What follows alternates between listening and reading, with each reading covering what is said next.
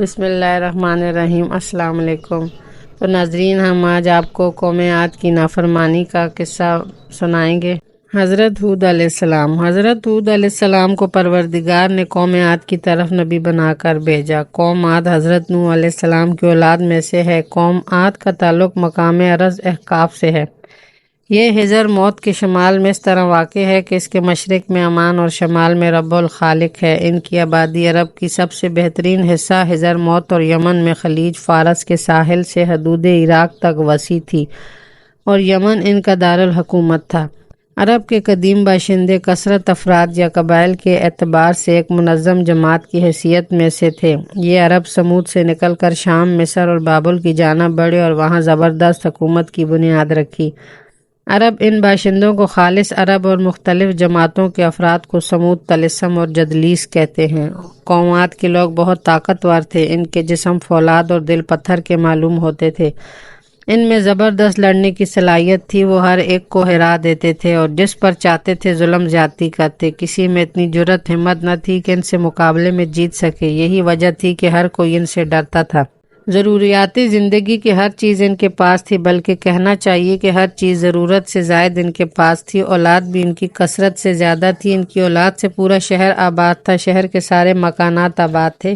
صبح کے وقت لڑکے گھروں سے باہر گھومنے پھرنے اور تفریح کو جاتے تھے۔ ہر طرف چہل پہل دیکھنے میں آتی تھی۔ ان کے پاس اونٹ اور بکریاں اتنی کثرت سے تھیں کہ جب وہ جانور جنگل چرنے کو جاتے تو ایسا معلوم ہوتا کہ پورا جنگل اونٹ اور بکریوں سے بھر گیا ہے۔ میدان جنگ میں لڑائی کے لیے جب گھوڑوں کی قطار بنتی تھی اور وہ لڑائی کرنے جاتے تھے تو یہ منظر دیکھنے جیسا ہوتا تھا۔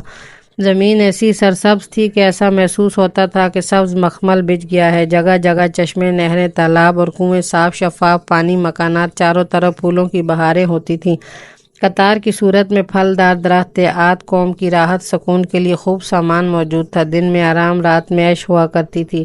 ایسی نعمتیں مل جانے پر انہیں اللہ تعالیٰ کا شکر گزار ہونا چاہیے تھا، لیکن ایسا نہیں تھا۔ وہ قوم اللہ تعالیٰ کا شکر نہیں بجا لاتی تھی۔ قوم عاد کی نافرمانی۔ اللہ تعالیٰ کی ایسی نعمتیں حاصل ہو جانے پر قوم عاد اللہ تعالیٰ کو بھول کر نافرمانی پر اتر آئی تھی۔ وہ جانتے تھے کہ حضرت نوح علیہ السلام کی امت پر جو عذاب آیا تھا وہ نافرمانی کے سبب آیا تھا۔ وہ بت پرستی میں اس قدر آگے نکل گئے تھے کہ ان کی اس سرکشی پر عذاب آیا اور جو بھی گمراہ تھے وہ پانی میں ڈوب گئے۔ کوئی بھی ان میں سے زندہ نہ بچ سکا۔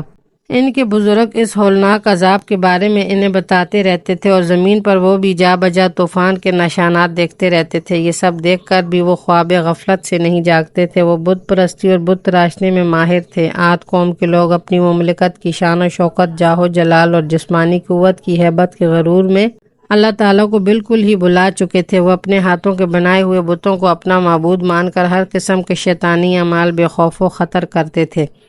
عرب کا ایک قبیلہ بھی ایسا نہیں تھا جو بت پرستی کو چھوڑ دیتا، دین حق پر چلتا اور اس کے خیالات کی سطح توحید تک بلند ہوئی ہو۔ قوم عاد کو جو قوت ملی، ان کے مال اور ان کی اولاد میں اضافہ ہوا تھا۔ ان کے نشے میں وہ مغرور ہو گئے۔ لوگوں پر ظلم کرنے سے انہیں کوئی روکنے والا نہ تھا۔ ان کو روکنے کے لیے ان سے زیادہ طاقت والا ہونا کوئی ہوتا تو وہ انہیں ظلم سے روکتا۔ وہ مالدار تھے، روپیہ بے تحاشا تھا۔ دولت اور قوت کے نشے نے انہیں مغرور بنا دیا۔ انہیں آخرت کی بالکل بھی فکر نہ تھی۔ ہر وقت کھیل کود میں مصروف رہتے اور کھیل کود کر جب تھک جاتے تو پڑھ کر سو جاتے۔ کسی پر غصہ آ جانے پر وہ شیر بن کر حملہ کر دیتے تھے۔ کمزوروں کے دشمن بنے ہوئے تھے۔ جب ان کی کسی قوم سے لڑائی ہو جاتی وہ اس پر غالب آ جاتے، پھر اس قوم کا جینا حرام کر کے رکھ دیتے۔ ان کی کھیتی باڑی برباد کر دیتے۔ انہیں اس قدر ذلیل و رسوا کرتے کہ وہ بستی ہی چھوڑ جاتے تھے یا اس بستی کو یہ قوم اجاڑ کر بالکل برباد کر کے مٹا دیتی تھی۔ عاد کی قوت خود ان کے لیے اور تمام لوگوں کے لیے عذاب بن گئی۔ یہ سب اس لیے تھا کہ وہ اللہ تعالیٰ سے نہیں ڈرتے تھے۔ جس قوم میں اللہ تعالیٰ کا خوف، روز حشر کا ڈر ہو، موت کو برحق جاننے، وہ قوم کبھی کسی پر ظلم نہیں کرتی۔ وہ کمزوروں اور ضعیفوں کی مدد کرتی ہے۔ دولت کی ریل پیل کے سبب دولت مندوں نے بڑے بڑے محل بنا لیے تھے اور ان محلوں کو دیکھ کر وہ خوشی کے مارے اتراتے پھرتے تھے۔ جہاں بھی کوئی جگہ خالی دیکھی محل تعمیر کرا لیا۔ انہیں اس سے غرض نہ تھی کہ یہ جگہ کس کی ہے، ان کو اپنے محل بنانے کا شوق پورا کرنا ہوتا تھا۔ غریب کو سر چھپانے کی جھونپڑی نصیب نہ تھی۔ دولت مندوں کی بڑی کوٹھیاں خالی پڑی رہتی تھی۔ عاد قوم کی نافرمانی جب حد کو پہنچ گئی تو اللہ تعالیٰ نے انہی میں سے ایک پیغمبر حضرت ہود علیہ السلام کو بھیجا۔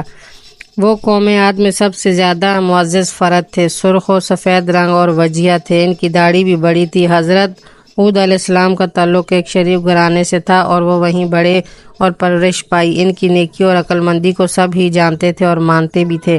حضرت ہود علیہ السلام نے اپنی قوم کو اللہ تعالیٰ کی توحید اور عبادت کی دعوت دی اور انہیں لوگوں پر ظلم و جبر کرنے سے منع فرمایا۔ اے قوم، اللہ تعالیٰ کی عبادت کرو، وہ تمہارا رب ہے اور وہی عبادت کے لائق ہے۔ جن پتھروں کی تم پوجا کرتے ہو، پرستش کرتے ہو، یہ تمہیں کچھ نہیں دیں گے۔ تمہارا حقیقی معبود اللہ تعالیٰ ہے، اسی نے تمہیں پیدا کیا ہے، تمہارے رزق میں، مال و دولت میں، کھیتی باڑی میں برکت عطا فرمائی۔ اس قدر نعمتیں مل جانے پر تمہیں اللہ کا شکر گزار ہونا چاہیے اور اسے اپنا معبود سمجھ کر اس کی ہی عبادت کرنی چاہیے، اس کے آگے سجدہ کرتے رہنا چاہیے اور اس سے اپنی مرادیں مانگتے اور اس سے اپنی خواہشات کا اظہار کرتے رہو۔ اس پر بھروسہ کرو، تم سے اچھا تو تمہارا یہ کتا ہے کہ ایک ہڈی دینے پر وہ تمہارا غلام بن جاتا ہے، سائی کی طرح تمہارے ساتھ ساتھ رہتا ہے، لمحے بھر کو تم سے دور نہیں رہتا، کبھی اپنے مالک کو چھوڑ کر جانا پسند نہیں کرتا۔ تم نے کسی چرند پرند کو ان پتھروں کی بتوں کی پوجا کرتے دیکھا ہے؟ کبھی نہیں دیکھا ہوگا۔ پھر تم کیوں ان چرند پرند سے بھی زیادہ ذلیل ہو؟ کیا تم بے زبان جانوروں سے بھی زیادہ بے وقوف اور جاہل ہو؟ اے لوگو، تم عرصے سے سرکشی اور اللہ تعالیٰ کی نافرمانی میں مبتلا رہے ہو، مگر آج ابھی اگر توبہ کر کے آئندہ کے لیے باز آ جاؤ تو اللہ کی رحمت بہت وسیع ہے اور توبہ کا دروازہ بھی بند نہیں ہوا ہے، اس لیے اللہ تعالیٰ سے مغفرت مانگ لو، وہ تمہیں بخش دے گا۔ تم اس کی طرف رجوع ہو کر دیکھو، وہ ضرور تمہیں معاف کرے گا۔ اللہ تعالیٰ کی عبادت کرو، پیغام حق پر چلتے رہو، بے شک وہ تم کو دن دگنی رات چگنی ترقی عطا کرے گا، عزت دے گا اور مال و عزت بھی بخشے گا۔ حضرت ہود علیہ السلام اپنی قوم کو اس طرح تبلیغ کرتے رہتے تھے۔ وہ اپنی تبلیغ اور پیغام کے ساتھ ساتھ بار بار یہ بھی دہراتے کہ میں تم سے کچھ نہیں مانگتا، میرا اجر تو اللہ تعالیٰ کے پاس ہے اور یہ نبی کی زندگی کا طرح امتیاز ہے، ان کے بارے میں کوئی یہ الزام نہیں لگا سکتا کہ وہ مال مت کی طلب میں ایسا کرتے ہیں یا عزت و جاہ اور ریاست کے طالب ہے۔ وہ قوم سے مال و دولت مانگنے کے بجائے بس ادائے فرض اور اپنے مالک کے احکام کی پیغمبری بجا لاتے ہیں۔ حضرت ہود علیہ السلام کی قوم میں جو سرکش اور نافرمانوں کا گروہ تھا، انہیں یہ باتیں، یہ نصیحتیں بہت بری لگتی تھیں۔ ان میں اتنی برداشت ہی نہیں تھی کہ ان کے خیالات، ان کے عقائد اور اعمال فرض، ان کے کسی ارادے میں بھی کوئی شک سائل ہو۔ قوم عاد نے حضرت ہود علیہ السلام کی نصیحت بری باتیں سن کر ان پر عمل کرنے کے بجائے ان کا مذاق اڑایا، ان کو بے وقوف گردانا، انہوں نے ان کی باتوں کو جھٹلانا شروع کر دیا۔ بعض نے کہا، ہود چاہتے کیا ہیں؟ ہم ان کی بات کو نہیں سمجھتے، ہم اگر برے ہیں تو ان سے انہیں کیا نقصان ہے اور ہمارے اچھے بن جانے سے ان کو کیا فائدہ پہنچے گا؟ بعض نے کہا، حضرت ہود کی عقل کام نہیں کر رہی ہے، بعض نے کہا ان کا دماغ خراب ہو گیا ہے، بعض نے کہا ہمارا خیال ہے کہ دماغ خراب ہو گیا اور ہم تم کو جھوٹا آدمی سمجھتے ہیں۔ حضرت ہود علیہ السلام نے کہا، نہ میں دیوانہ ہوں، نہ بے وقوف ہوں اور نہ ہی جھوٹ بولتا ہوں، میں سچ کہتا ہوں، میں تمہارا نبی ہوں، مجھ کو خدا نے تمہاری ہدایت کے لیے نبی بنا کر بھیجا ہے تاکہ تم بری باتیں چھوڑ کر اچھی باتوں پر عمل کرو۔ میں تمہارا خیر خواہ ہوں، تمہاری بھلائی کے لیے کہتا ہوں، میری بات مان لینے میں تمہاری بھلائی ہے۔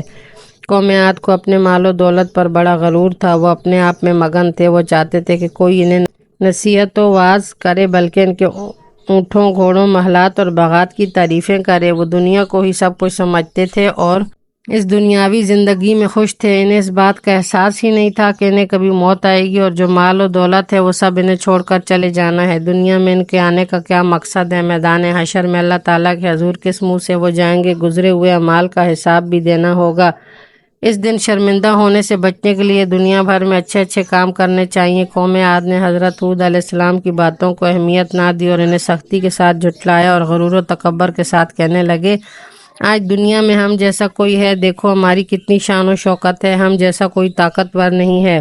حضرت ہود علیہ السلام اپنی قوم کو عذاب الہی سے ڈراتے اور غرور و سرکشی کے نتائج بتاتے۔ وہ قوم نوح کے واقعات سے بھی اپنی قوم کو آگاہ کرتے رہتے تھے۔ کبھی ارشاد فرماتے، اے قوم، تم اپنی جسمانی طاقت اور حکومت کے دبدبے پر گھمنڈ نہ کرو، تمہیں تو اللہ تعالیٰ کے شکر گزار بندے بن کر رہنا چاہیے، اس نے تمہیں جو دولت بخشی ہے وہ چھین بھی سکتا ہے۔ تم نے قوم نوح کی تباہی سے کچھ بھی سبق حاصل نہیں کیا؟ کیا قوم نوح کی تباہی کے بعد تمہیں زمین کا مالک بنا دیا ہے؟ تمہیں اپنی نعمتیں دی، تمہیں عیش و آرام اور خوشحالی عطا کی، لیکن تم نے اس کی عبادت کرنے کے بجائے خود ساختہ بتوں کی پرستش کرنی شروع کر دی۔ ابھی وقت ہے، باز آ جاؤ، یہ بت تمہیں کوئی فائدہ نہیں پہنچا سکتے، اور نہ دکھ دے سکتے ہیں، پھر کیوں ان کو پوجتے ہو؟ موت، زندگی اور نفع پہنچانا یہ سب اللہ تعالیٰ کے ہاتھ میں ہے۔ قوم عاد پر حضرت ہود علیہ السلام کی نصیحتیں سخت تکلیف دہ گزرتی تھیں۔ انہیں گوارا نہ تھا کہ کوئی ان کو نصیحت کرے۔ نصیحت پکڑنے کے بجائے حضرت ہود علیہ السلام کی تکذیب و تضلیل کی۔ ان کا کہنا تھا کہ ہمارے بتوں کو برا بھلا کہنے کا اور ہمیں ان کی عبادت سے دور رکھنے کی کوشش کرنے سے ہمارا کچھ نہیں بگڑا ہے، بلکہ اس کا تمہیں نقصان ہو رہا ہے۔ ہمارے خدا تمہیں بد دعائیں دے رہے ہیں جس سے تم پاگل اور مجنون بن گئے ہو۔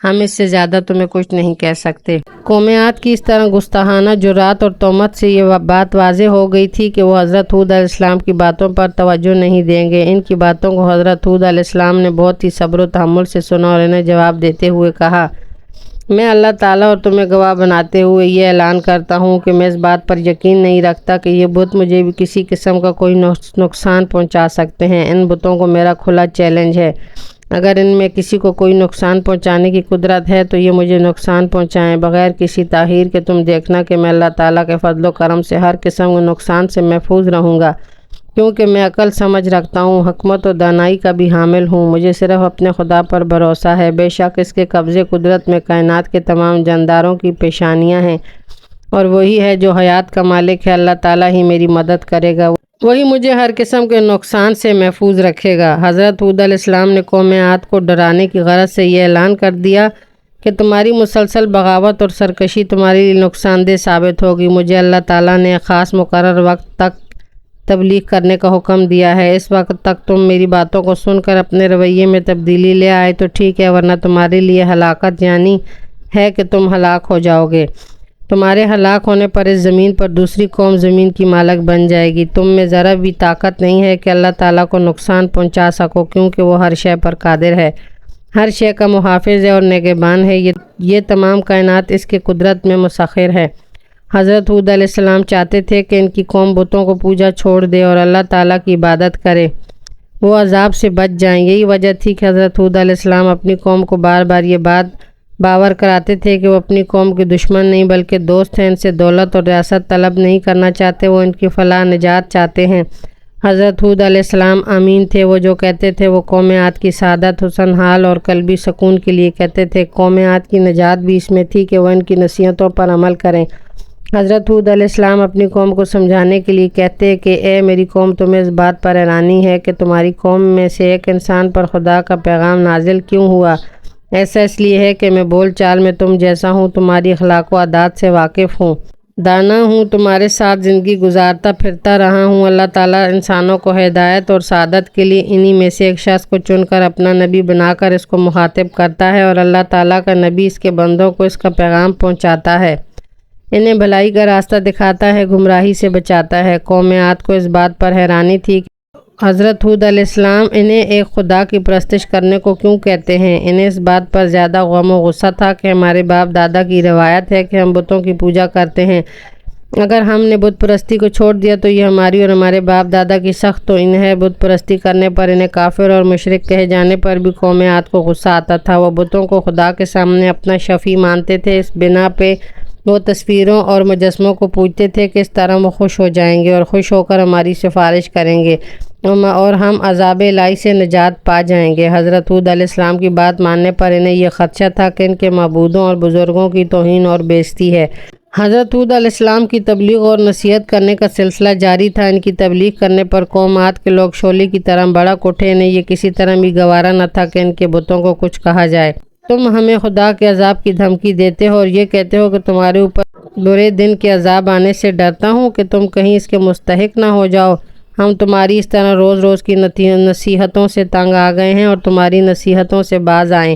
اگر تم واقعی اپنے قول میں سچے ہو تو پھر اس عذاب کو جلد سے جلد لے آؤ تاکہ ہمارا قصہ ہی پاک ہو جائے۔ حضرت ہود علیہ السلام نے جواب دیا، میں تمہاری بھلائی چاہتا ہوں اس لیے نصیحتیں کرتا ہوں۔ اگر میری مخلصانہ نصیحتوں کا یہی جواب ہے تو بسم اللہ، اور تم کو عذاب کا اگر اتنا ہی شوق ہے تو وہ بھی کچھ دور نہیں ہے۔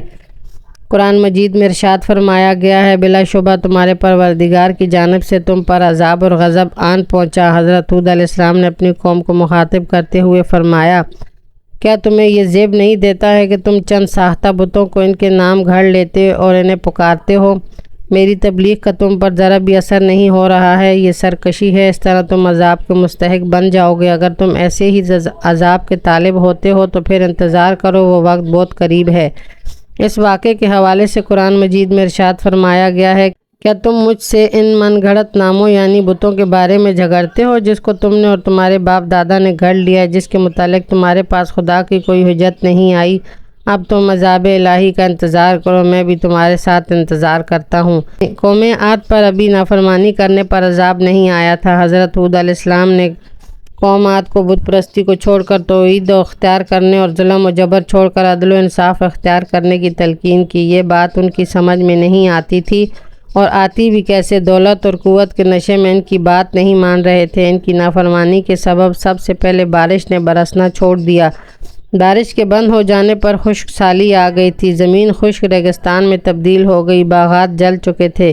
یہ سب دیکھ کر قوم عاد پریشان ہو گئے۔ ان کی زندگی میں کبھی ایسا دیکھنے میں نہیں آیا تھا۔ قوم عاد کو پریشان دیکھ کر حضرت ہود علیہ السلام کو ان سے ہمدردی ہوئی، اور انہوں نے ایک بار پھر قوم عاد کو سمجھانے کا فیصلہ کر لیا، اور قوم عاد کو سمجھاتے ہوئے فرمایا، اب بھی وقت ہے، میری نصیحتوں پر عمل کرنا شروع کرو، اس میں تمہاری بہتری ہے۔ دنیا آخرت میں بھلائی چاہتے ہو تو بت پرستی کو چھوڑ کر ایک خدا کی عبادت کرو۔ میری نصیحتوں پر ایمان لے آنے سے تمہیں اس عذاب سے چھٹکارا مل جائے گا۔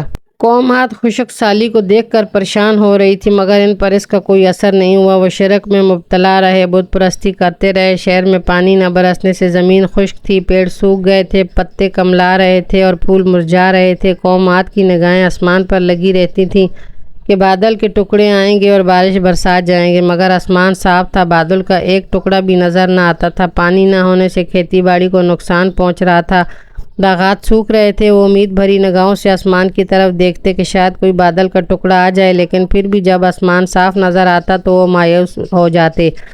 جب وہ بارش سے مایوس ہو گئے، ایک دن انہوں نے دیکھا کہ ایک بادل کا ٹکڑا آ رہا ہے۔ بادل کے ٹکڑے کو دیکھ کر انہیں یہ یقین ہو گیا کہ اب بارش برسنے کو ہے۔ بادل کو برسنے کی خوشی میں قوم عاد خوشی سے چلا اٹھی، بارش ہوگی، ضرور ہوگی۔ کوئی کہہ رہا تھا اب ہماری فصلیں تباہ نہیں ہوں گی، کوئی کہہ رہا تھا اس بارش سے خوب پانی جمع ہو جائے گا جو ہماری فصلوں کے کام آئے گا، کوئی کہتا ہم لوگ بلا وجہ پریشان ہو رہے تھے کہ بارش نہیں ہو رہی۔ بارش کی امید ہو جانے پر انہیں اس قدر خوشی ہو رہی تھی کہ وہ ناچنے لگے تھے۔ انہیں اس بات کا بالکل بھی احساس نہیں ہو رہا تھا کہ جس بادل کو دیکھ کر بارش ہونے کا سوچ رہے ہیں وہ دراصل بارش کا بادل نہیں، وہ عذاب ہے جو کہ ان پر نازل ہونے کو آیا ہے۔ حضرت ہود علیہ السلام نے بھی اس بادل کے ٹکڑے کو دیکھا۔ وہ سمجھ گئے یہ عذاب کا بادل ہے، رحمت کا نہیں۔ عذاب نازل ہو جانے کے آثار دیکھ کر انہیں پھر اپنی قوم کا خیال آ گیا۔ ایک بار پھر انہوں نے اپنی قوم کو سمجھایا، تم خوش مت ہو کیونکہ یہ رحمت کی گٹھا نہیں ہے، یہ بادل برس کر خوشیاں دینے والی نہیں ہے، اس بادل میں ہوا اور ہوا میں دردناک عذاب ہے۔ اے قوم، تمہیں اس عذاب کا انتظار تھا تو لو اب وہ عذاب آن پہنچا ہے۔ میں تمہیں جتنا سمجھانا تھا سمجھا چکا۔ تم جن پتھروں کے بتوں کو اپنا معبود سمجھتے ہو یہ تمہیں اس عذاب سے نہ بچا سکیں گے۔ اب تم جانو اور تمہارے یہ معبود، میں تم سے کچھ نہیں کہوں گا۔ حضرت ہود علیہ السلام کو اللہ تعالیٰ کی طرف سے حکم ہونے پر وہ وہاں سے نکل گئے۔ ہوا چلنے لگی، ایسا محسوس ہی نہیں ہو رہا تھا کہ یہ عذاب کی ہوا ہے، لیکن پھر اس ہوا کی شدت میں اضافہ ہوا اور دیکھتے ہی دیکھتے اتنی تیز ہوا چلنے لگی کہ کسی نے بھی نہ دیکھا تھا۔ ایسی سخت آندھی تھی کہ خدا کی پناہ، ہر طرف گرد تھی اور ایسے اڑ رہی تھی کہ ہاتھ کو ہاتھ نہ سجائی دیتا تھا۔ ہر طرف اندھیرا چھا گیا تھا۔ قوم عاد کو اندازہ ہو چلا تھا کہ یہ عذاب ہی ہے، اس لیے وہ گھبرا گئے، اپنے اپنے گھروں کی طرف بھاگے اور گھر میں گھس کر دروازے بند کر لیے، دیواروں سے لپٹ کر کھڑے ہو گئے۔ وہ سمجھ رہے تھے کہ اس طرح سے عذاب سے بچ جائیں گے۔ عورتوں نے چیخنا شروع کر دیا، بچے بھی یہ منظر دیکھ کر خوفزدہ ہو گئے تھے۔ وہ روتے بلکتے اور شور مچاتے تھے، چھوٹے بچے سہم کر اپنی ماؤں کی چھاتی سے لپٹ جاتے تھے۔ مرد جنہیں بڑے بڑے پختہ مکان اور عمارتیں بنانے کا شوق تھا اور ان پر ناز تھا کہ یہ بہت مضبوط ہیں، وہ ان مکانات میں چھپتے پھرتے تھے۔ جب وہ مکان خزاں کے زمانے میں درختوں سے سوکھے پتوں کی طرح گرنے لگے تھے، بڑے نادر درخت جڑ سے ایسے اکھڑ رہے تھے جیسے ان میں بالکل جان نہ ہو۔ ہوا جانوروں کو ایسے اڑا رہی تھی جیسے فضا میں پتنگیں اڑ رہی ہوں۔ مکانات اور درختوں کے گرنے اور آندھی کی مسلسل شائیں شائیں کی آواز ایک عجیب ماحول پیدا کر رہی تھی جس سے لوگوں کے دل دہلے جا رہے تھے۔ قوم عاد چاہ رہی تھی کہ کسی طرح یہ عذاب ٹل جائے۔ آج کے دن انہیں اس عذاب سے کوئی بچانے نہیں آ رہا تھا اور کسی میں یہ قدرت بھی نہ تھی جو اس عذاب سے بچاتا۔ قوم عاد اس قدر گمراہ اور نافرمان ہو چکی تھی کہ اس نے اپنی آنکھوں سے عذاب کو دیکھ لیا تھا، مگر پھر بھی ایمان لانے کے بجائے اپنے پختہ گھروں میں ایسے چھپتے پھر رہے تھے جیسے انہیں ان کے گھر عذاب سے بچا لیں گے۔ یہ وہی عذاب تھا جس کا انہیں انتظار تھا۔ اب جب وہ عذاب آ گیا تھا تو اس عذاب سے چھپتے پھر رہے تھے۔ قوم عاد کے بت پرستی سے باز نہ رہنے پر 8 دن اور 7 راتوں تک شدید قسم کی آندھی کا عذاب نازل رہا۔ اس آندھی نے ان کے بچے ہوئے باغات محلات کو زمین سے لگا دیا۔ ہوا آدمیوں اور جانوروں کو اڑاتی پھرتی اور پھر زمین پر ایسا مارتی کہ وہ سر کے بل زمین پر آ کر گرتے۔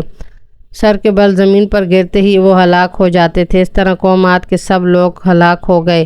قوم عاد پر جب عذاب آیا تو حضرت ہود علیہ السلام نے اپنی رفقا کے ساتھ ایک گھر میں پناہ لے لی۔ اس طوفان نے اس گھر کو کسی قسم کا نقصان نہ پہنچایا۔ اس کے برعکس قوم عاد کے بڑے بڑے محلات منہدم ہو گئے۔ حضرت ہود علیہ السلام کے رفقا عذاب آنے کے وقت اس گھر میں پرسکون بیٹھے تھے۔ انہیں کسی بھی قسم کی تکلیف نہ ہوئی تھی۔ گھر میں ہوا بھی اس طرح آ رہی تھی جیسے عام دنوں میں آیا کرتی تھی۔ حضرت ہود علیہ السلام اور ان کی بات ماننے والوں نے ایمان کی بدولت نجات پا لی تھی۔ وہ اللہ تعالیٰ کی حفاظت میں رہے۔ قوم عاد پر آنے والے عذاب سے پوری قوم تباہ برباد ہو چکی تھی۔ پوری بستی ویران ہو چکی تھی۔ ہر طرف لاشیں پڑی تھیں۔ ہیبت ناک سما اور پردرد اور حیرت خیز منظر تھا۔ انسانی لاشوں کو پرندے نوچ نوچ کر کھا رہے تھے۔ جنہیں جسم طاقت پر بور غرور اور ناز تھا، جن کی لاشیں پرندوں کی غذائیں بن گئی تھیں۔ پورا شہر ڈراؤنا بن چکا تھا۔ ہر جگہ اداسی اور حسرت برس رہی تھی۔ شاندار عمارتیں جن پر خوب روپیہ برباد کیا گیا تھا، جس پر قوم عاد غرور اور فخر کرتی تھی، وہ زمین بوس ہو چکی تھی۔ قوم عاد پر یہ عذاب اس لیے آیا تھا کہ وہ اپنے پروردگار کی نافرمانی میں مبتلا ہو چکے تھے۔ وہ بتوں کی پوجا کرتے تھے اور بتوں سے مرادیں مانگتے تھے۔ اس کا بدلہ انہیں یہ ملا کہ وہ اللہ تعالیٰ کے عذاب میں گرفتار ہوئے اور انہیں کوئی بچانے والا نہ تھا جو انہیں بچاتا۔ جب کوئی قوم اجتماعی سرکشی پر اور ظلم و بغاوت پر آمادہ ہو جائے اور اصرار کرے کہ عذاب آئے، پھر اللہ تعالیٰ کا قہر و غضب اس قوم کو صفحہ ہستی سے مٹا دیتا ہے اور اس کی جگہ دوسری قوم لے لیتی ہے۔ یہی کچھ قوم عاد کے ساتھ ہوا۔ تو ناظرین، یہ تھی ہماری مکمل ویڈیو۔